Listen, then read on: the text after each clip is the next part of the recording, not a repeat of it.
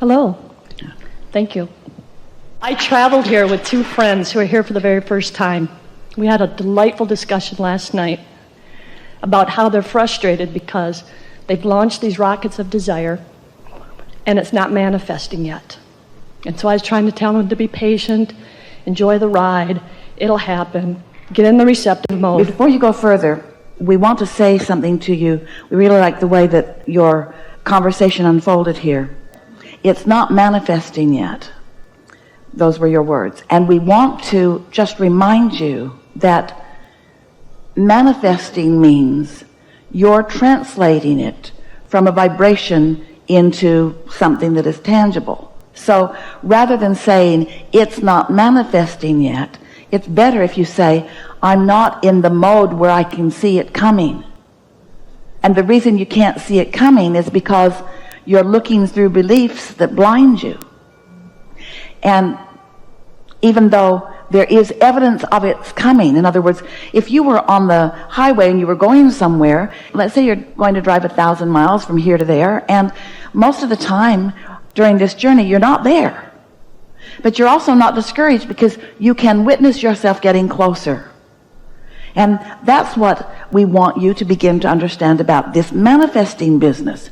We want you to witness yourself getting closer so that you realize that you're closing in on it. It's getting closer and closer and closer to that full manifestation where you can use your eyes and ears and so forth to completely acknowledge its existence.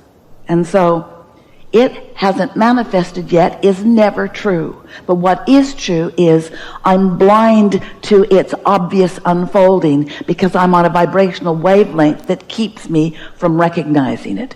And because I'm a stubborn human, I want to see the full, see it, hear it, smell it, taste it, touch it version of it before I will even admit I'm on the way to it. And that's what we wish for you to stop doing. When your dog can hear things that you can't hear, do you say, stop it, you little faker? Or do you acknowledge that your dog really can hear something you can't hear? And so we're not here to sharpen your hearing. We're here to sharpen your awareness of. But it takes a little bit of understanding of how the laws of the universe work. You have to begin to use another sense. Rather than seeing it or hearing it or smelling it or tasting it or touching it, we want you to sense it. We want you to sense that it is there. We want you to sense its existence. And as you sense it, which in the beginning might just be hoping for it, which is a whole lot better than doubting it, pretty soon it will get big enough that you'll be on the trail of it. Esther remembers watching this magnificent dog. Oh, such a hound dog. And his parents threw an object, it was a football, off into some very dense woods.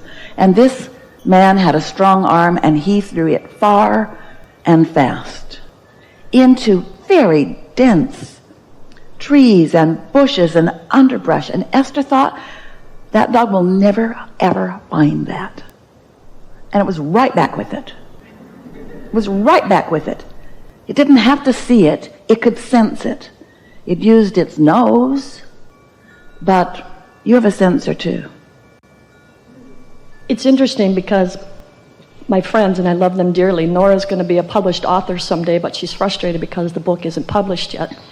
And Lou is going to be a financial planner, and she's just frustrated because the money's not flowing yet. And I try to tell them, be patient, it's coming, it's coming. I kind of have the opposite. Before you go further, you're really good at setting these up. Before you go further, we don't want anyone to have patience, because if you need patience, that means tolerating being not in the receptive mode. I've asked for it and it is given, but I'm not letting it in. And since I'm not letting it in, I have to learn to be patient about not letting it in. And we say, why be patient about not letting it in? Why not let it in? And you say, because we can't see it. And we say, well, just look a little more. Look more carefully for it. We talked about the corn growing analogy, and you've mentioned it before. You plant the seed and you don't stand over it and say, where's my corn? You have to be patient to allow that to manifest and eventually work. Are you patient or are you knowledgeable? Is that patience or is that knowledgeable? Just knowing that it's going to take some time to grow? You know, you're not stupid. You know that it's going to take more than now. You're not just standing there. I'm waiting for you. Oh, there's a hole in Esther's sock. I'm waiting for you. I'm waiting for you. I'm waiting for you. I'm waiting for you. No, you get on with other things. You do other things that are important to you.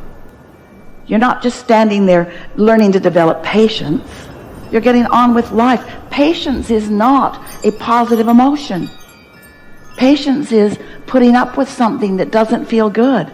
And if you're working hard to develop patience, then you're sort of working in the wrong direction. We don't want you to be patient.